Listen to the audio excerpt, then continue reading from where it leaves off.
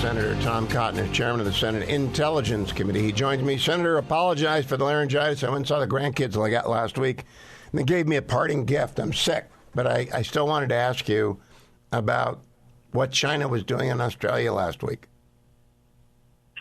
Well, they were up to no good as usual, Hugh.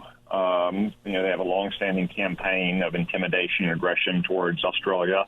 When Australia announced years ago that they were going to conduct a inquiry into the origins of COVID, if I recall, that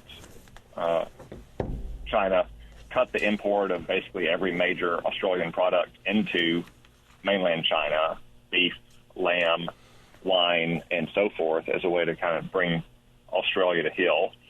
This is just another example of how China tries to intimidate their smaller neighbors and hope that they can peel them off from the United States. In this case, an explicit ally of the United States. Now, Senator, your book, 7 Things You Can't Say About China, was number 1 on the New York Times. That cannot make China happy, can it? I imagine it did not, no. I mean, I've already been sanctioned by China, so I'm not sure that they can impose even more sanctions on me. Let's just say that we're not counting on a lot of overseas sales in mainland China. Well, it might be doing well in Taiwan. You tell me about that. Are you glad to see Taiwan Semiconductor building here? Yeah, I do think it's really important for our national security and for our economic prosperity, Hugh. Look, we're never going to get all of Taiwan Semiconductor Manufacturing Company's production off of Taiwan, and that's fine. It's a Taiwanese company. They understandably want to continue to have Taiwan as their main manufacturing site. But what really needs to happen for America's safety and prosperity is to build enough redundant and resilient manufacturing capacity here in the United States that we can supply, or we can survive any kind of disruption of semiconductor supply coming from Taiwan, whether it's the kind of routine, normal chips that go into things like appliances and tractors and automobiles, or the most cutting-edge high-end chips, of which Taiwan produces almost all the supply for the world. So I think it's a very welcome development. I commend the president for working to get it done, and we need to see more of it. Senator, if I can change to the continuing resolution, which the House hopes to pass and then go to the Senate, are there 7 Democrats that will join with 53 Republicans to keep the government open next week? Well, I can't say for sure, Hugh, but I believe so. I expect the House of Representatives is going to pass this short-term spending bill tomorrow. And if they send it to us, it'll be Chuck Schumer and the Senate Democrats' decision whether or not they want to shut down the government because they didn't get to play out their temper tantrum in real time. Again, their demands are facetious. They want full-year spending bills. Well, you know what? Republicans would have liked that as well.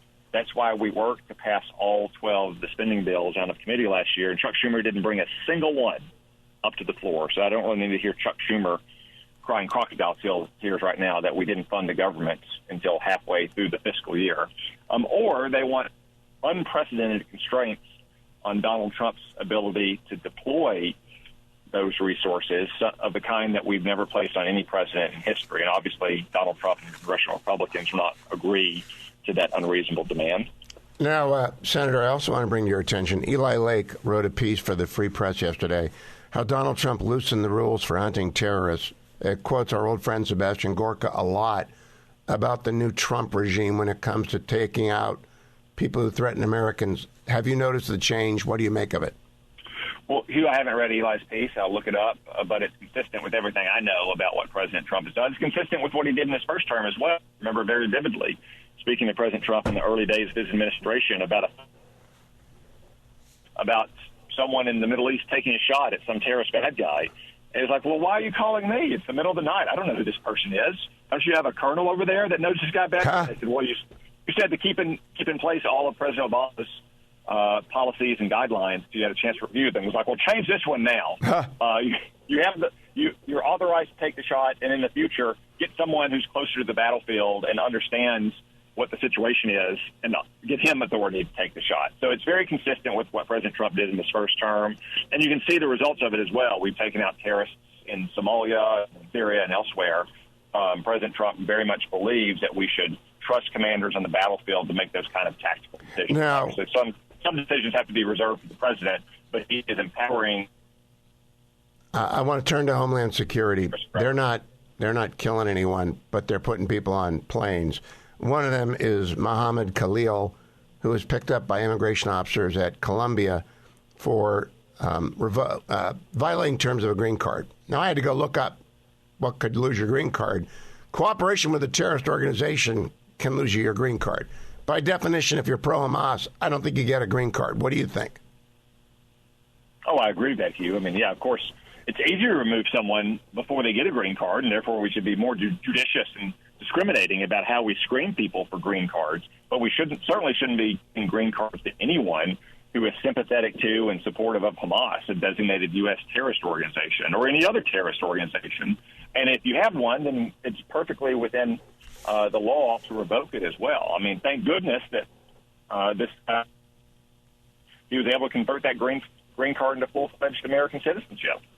And I hope it's a message to everyone else who's involved in this. What about the $400 million that Colombia isn't going to get? I don't want him to get anything. Actually, Colombia has violated Title VI for a year now. What do you think? Colombia should have thought long and hard for years before it allowed itself to be turned into a hotbed for anti-Semitic violence and agitation, disrupting the learning environment for students of all faiths, or no faiths at all, but especially targeting Jewish students on campus for harassment. I would also suggest that any other college that has done the same take a look in the mirror very quickly and fix its anti-Semitism problem. All right. I want to close by talking to you about the situation in Syria.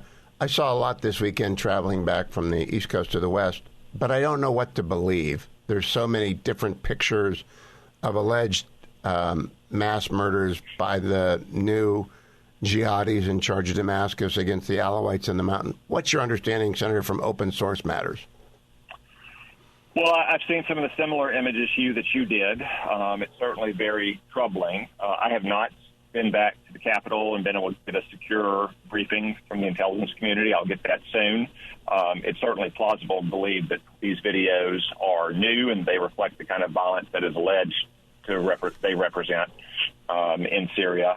That place obviously has long had sectarian divisions and has struggled through a brutal civil war for 14 years now. So it's plausible, but I would suggest things you see on social media, especially from third world countries like Syria, at face value until you have a chance to confirm them, and that's what I hope to do later this week. One thing I did see on social media was a B-52 of ours flying with an Israeli F-35 and an Israeli F-15. Did you see that, and what do you make of it? Well, I think it's a reflection of the deep military cooperation between our two countries. Obviously, the United States has certain capabilities that Israel lacks. Those are well known. Aerial refuelings, although we're trying to address that by providing Israel tankers as fast as we can. That's still a few years out. And heavy bombers that can carry the heaviest kind of penetrating ordnance. So I think if you're sitting in Tehran right now, you should see that kind of imagery and think twice about whether or not you want to try to rush towards a nuclear bomb. Well said, Senator Cotton. Thank you. Always a pleasure. Congratulations. #1 book in